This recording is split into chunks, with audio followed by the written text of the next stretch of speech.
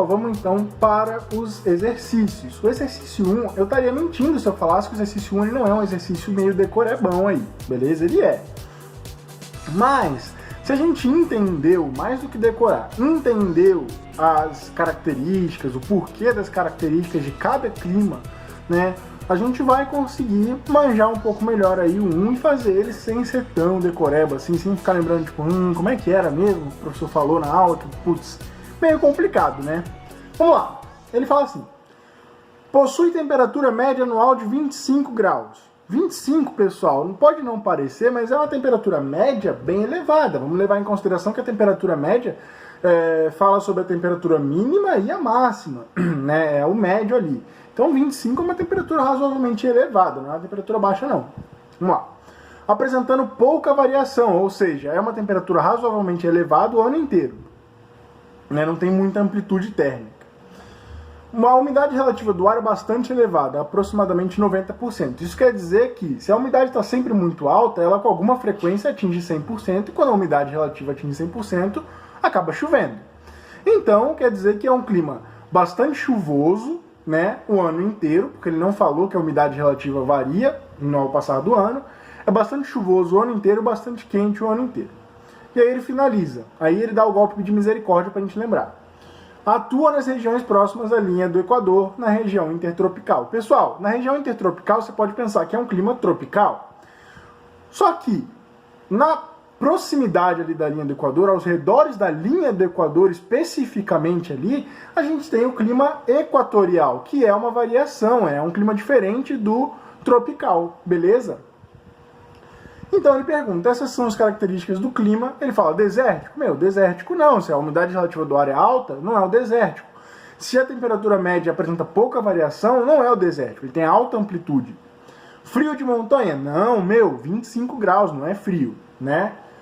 Subtropical? Não, porque o subtropical ele vai ter o quê? Estações do ano um pouco mais bem definidas, ele vai ter uma amplitude maior, o inverno frio, o verão quente. Equatorial? Equatorial, ele é quente o ano inteiro, é úmido o ano inteiro, próximo à região do Equador, como o nome já diz. Então o equatorial é muito, muito forte aí, candidato. E ele fecha falando do tropical. Você pode falar, no tropical chove, no tropical é quente, né? Você pegar lá o climograma do Rio de Janeiro, chove o ano inteiro, com variações, mas chove o ano inteiro, é quente.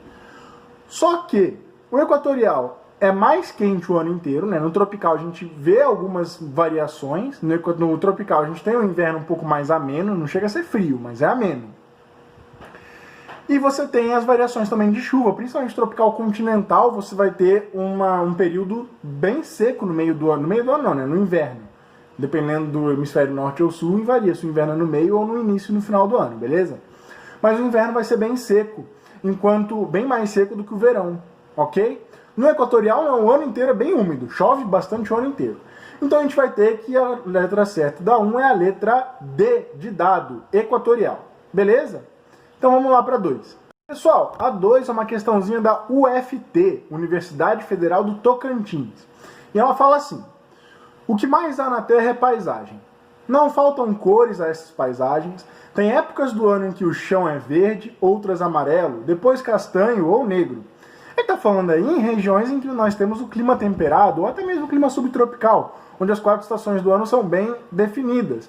Né? Às vezes está florescida, as árvores estão florescidas na primavera, as folhas caem no outono, bem frio, às vezes até congelado no inverno, e bem quente, grama verdinha no verão. Beleza? Ele está falando de uma zona mais temperada normalmente, mas ele está falando aí das diferentes paisagens que nós temos ao redor do mundo. É o José Saramago que escreveu isso, né? Um famoso escritor aí. Vamos lá. Aí depois a questão pergunta assim: o Brasil apresenta a maior parte de suas terras na zona intertropical da Terra, o que resulta em climas não apresentando essas 4 estações do ano definidas. Ou seja, não tem como diferenciar muito a primavera do outono, são 2 meio zonas de transição climáticas ali de tempo, né, que não estão muito definidas. Né? Não tem aquele negócio da primavera florescidas, as árvores florescidas no outono, as árvores sem folhas. Não tem muito isso, né? Aí ele fala que foge a essa consideração apenas o clima, ou seja, qual o clima que no Brasil foge essa consideração de não ter as 4 estações definidas. Traduzindo mais ainda, qual é o clima que nós temos no território brasileiro que tem as estações do ano mais definidas? Nós sabemos que no mundo o clima que mais vai definir as estações do ano melhor assim, mas com mais diferença, vai ser o temperado, que nós vamos ter em alguns lugares dos Estados Unidos, como em Nova York, que nós vamos ter na maior parte da Europa, que nós vamos ter no sul da América do Sul. No Brasil nós não temos o clima temperado, mas nós temos um clima que é parente do temperado, que é uma zona de transição para o temperado, que é o clima subtropical. Então eu nem vou perder muito tempo com as outras alternativas, porque mais ou menos a justificativa do porquê não é essa, porquê não é aquela, é a mesma. Todas elas não têm as 4 estações bem definidas, né? Então nós vamos ter que a correta é a letra C, subtropical, que é o clima brasileiro, que vai ter as 4 estações do ano mais bem definidas, mais próximas daquilo que está idealizado aí no imaginário popular, da primavera com flores, outono com as folhas caindo, verão quente, verdinho, tudo, e o inverno tudo bem mais frio. Beleza? Então a questão 2 é a letra C. Vamos lá para a próxima. Pessoal, a 3 é uma questão da Universidade Federal do Maranhão, que ela vai falar um pouquinho sobre as massas de ar que atuam aqui no Brasil. A gente conversou na aula sobre isso, falei sobre cada uma delas, suas características. Vamos lá. A1, a MEC é massa equatorial continental, quente, que se forma na região equatorial, a massa quente. Úmida. Ah, professor, mas ela é continental, ela é seca. Não, ela é úmida. Por quê? Porque ela se forma em cima da floresta amazônica. Então, a MEC é uma massa úmida e quente, formada ali no norte do Brasil, na floresta amazônica. A MEC atua o ano inteiro no Brasil, provocando altos índices de chuva. Tá certo. Beleza, a 1 tá correta. 2. A MEC, essa mesma massa quente e úmida, é a principal responsável pela escassez de chuva no interior do Nordeste. Se a MEC conseguisse chegar com força no interior do Nordeste, né, ela levaria, na verdade, chuvas, porque ela é uma massa úmida. A massa úmida nunca vai ser responsável pelas secas em alguma região. Pelo contrário, ela vai ser responsável pelo volume de chuvas de uma região. Então a 2 não está correta. A 3. A MTA, massa tropical atlântica. Tropical é quente, atlântica se forma no oceano, é úmida, uma massa quente e úmida. A MTA exerce grande influência sobre a área litorânea brasileira. Sim, é a massa quente e úmida que entra no litoral brasileiro pelo oceano, né? Exerce fortíssima influência sobre o litoral brasileiro, beleza? Então a 3 está correta, a massa tropical atlântica é uma massa importantíssima para o clima das regiões litorâneas do Brasil. Então a 3 está correta. Nós já vemos aí que a 1 tem que estar correta, a 3 também, provavelmente é a letra C, né? Mas vamos fazer por via das dúvidas, por garantia. A 4 vai falar assim, a MEA, massa equatorial atlântica, se forma na região da linha do Equador, é bem quente essa massa. Atlântica, se forma no Oceano Atlântico, é bem úmida também. Uma massa quente e úmida que se forma na região do Equador, no norte do Brasil. A MEA atua principalmente no sul do Brasil. Não, a massa que mais vai atuar no sul do Brasil vai ser a MPA, massa polar atlântica, beleza? Que é uma massa fria. A MEA é uma massa quente que vai atuar muito no norte do Brasil. Show? A MPA, massa polar atlântica, tem um cachorro latindo aqui, meu Deus. A massa polar atlântica, fria e úmida, tá correto. Polar é fria. Atlântica se forma no Oceano Atlântico, é úmida. Penetra no Brasil de forma diferente, atingindo principalmente o interior do Nordeste. O interior do Nordeste está longeão da massa polar atlântica. A massa polar atlântica entra ali pelo sul, pelo Rio Grande do Sul. Nada a ver com o interior do Nordeste. Beleza, pessoal? Então nós temos aí que a MPA não vai atuar no interior do Nordeste, né? Até porque o interior do Nordeste é uma região muito seca e muito quente. Nada a ver com a massa fria e úmida. Então a 5 está errada também. Então nós temos que a 1 está certa, a 2 está errada, a 3 está certa, a 4 está errada e a 5 está errada. 1 e 3, alternativa C. Vamos aí para a próxima, para 4, para finalizar os exercícios da aula de hoje. Vamos lá, pessoal? A 4 ela é muito legal. Ela traz um texto de um jornal sobre a época da Copa do Mundo aqui no Brasil e sobre a questão climática da Copa do Mundo, né? O Brasil é um país, no geral, quente. E Copa do Mundo vem jogar gente de tudo quanto é lugar do mundo para jogar em um lugar só. Então eles vêm jogar no Brasil que é quente. E E quando eles foram jogar lá em Manaus, no meio da floresta, bicho, não tô falando que Manaus tem só floresta, pelo amor de Deus, viu, gente? Tem uma cidade lá, a cidade de Manaus é uma cidade grande, né, bem urbanizada.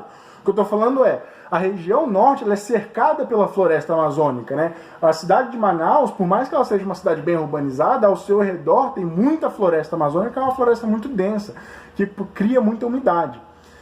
Então, quando as pessoas foram jogar lá em Manaus, principalmente os países que não estão acostumados a esse calor e essa umidade absurdas, acabam sentindo. E ele traz uma matéria justamente sobre isso. O título é o seguinte: Estados Unidos e Portugal tentam esquecer o clima de Manaus. Aí o corpo da matéria fala: como acontece antes de todo jogo da Copa do Mundo em Manaus, o calor e a umidade da capital do Amazonas são um assunto obrigatório. Dessa vez, no entanto, os protagonistas da partida, a ser disputado na Arena da Amazônia, estão tentando fugir desse tema. Portugueses e norte-americanos, que se enfrentarão neste domingo, chegaram à cidade dizendo que o clima não vai interferir no andamento do jogo. Quer dizer, é atleta, bicho. O cara, né, vive de correr, de jogar e tudo mais. É óbvio que o clima diferente acaba afetando ele, beleza? O clima diferente acaba afetando por vários sentidos. O calor acaba sendo um pouco mais cansativo, a umidade acaba exigindo um pouco mais fisicamente do atleta também, né? O ar fica mais pesado, tem tudo isso. Aí ele fala o seguinte: as condições climáticas citadas na capital do Amazonas explicam-se. Pela localização em extremas latitudes e acentuadas altitudes. Mano, tá tudo errado, tudo errado. A latitude é baixíssima, porque é bem próximo ao Equador. Então não é extremas latitudes altas demais. Não, é baixíssima, bem próximo ao Equador ali.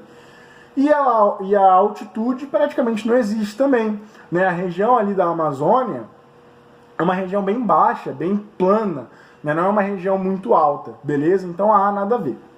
A B, pela variação irregular da altimetria topográfica, ou seja, da altitude, e elevada amplitude térmica. Pessoal, a altitude, a altimetria topográfica não varia muito, não é irregular, é uma planície a região, como a gente já falou. Mas ele falou da amplitude térmica, que é uma coisa muito importante. Eu já falei em aulas passadas, na aula sobre fatores e elementos climáticos, que quanto mais umidade a gente tiver num lugar, menor vai ser a amplitude térmica. Por quê?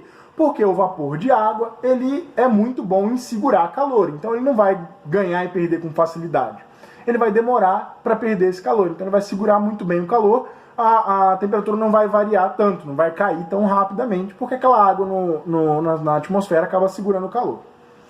Se nós temos uma região extremamente úmida, quer dizer que tem bastante água para segurar bastante calor, então quer dizer que a temperatura não vai variar tanto. Né? Quando não tiver o sol, aquela água que está ali na região, na atmosfera, no ar, vai fazer o trabalho de segurar aquele calor. Então não vai ter amplitudes térmicas elevadas porque a umidade é muito alta, beleza? Então a B também está errada. A C fala assim: pelo acentuado processo de poluição local e a concentração de calor. É uma região muito quente, sim, mas é uma região muito quente porque está na região do Equador, da linha do Equador, né? É muito próximo da linha do Equador, né? A linha do Equador não passa exatamente ali, mas já está bem próxima. Não por causa da poluição, beleza? Nada a ver. A D fala o seguinte: pela posição geográfica, ou seja, está próximo à linha do Equador, então é quente por causa disso. E evapotranspiração intensa da vegetação local, ou seja, é quente porque está perto da linha do Equador. É úmido porque a vegetação local, a floresta amazônica, evapotranspira, ou seja, joga muita umidade, muito vapor de água na atmosfera, no ar. Então tá certo, é quente porque está próximo ao Equador, é úmido porque tem muita evapotranspiração. Vamos ver aí o que ela fala.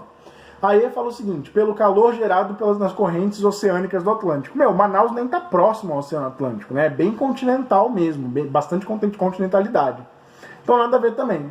Então nós temos aí que a correta da 4 é a letra D de dado. Beleza, pessoal? Galerinha, hoje a gente falou um pouquinho sobre os climas do mundo, os climas do Brasil. Para a gente concluir o assunto climatologia, a gente vai falar um pouquinho sobre as convenções climáticas que o ser humano fez na próxima aula. E a gente já está fechando o assunto climatologia daqui a pouquinho. Beleza? Eu vou deixar aqui um forte abraço para vocês. Vou desejar a vocês uma ótima semana, ótimos estudos, um beijão e até mais. Show de bola, galerinha. Tchau, tchau.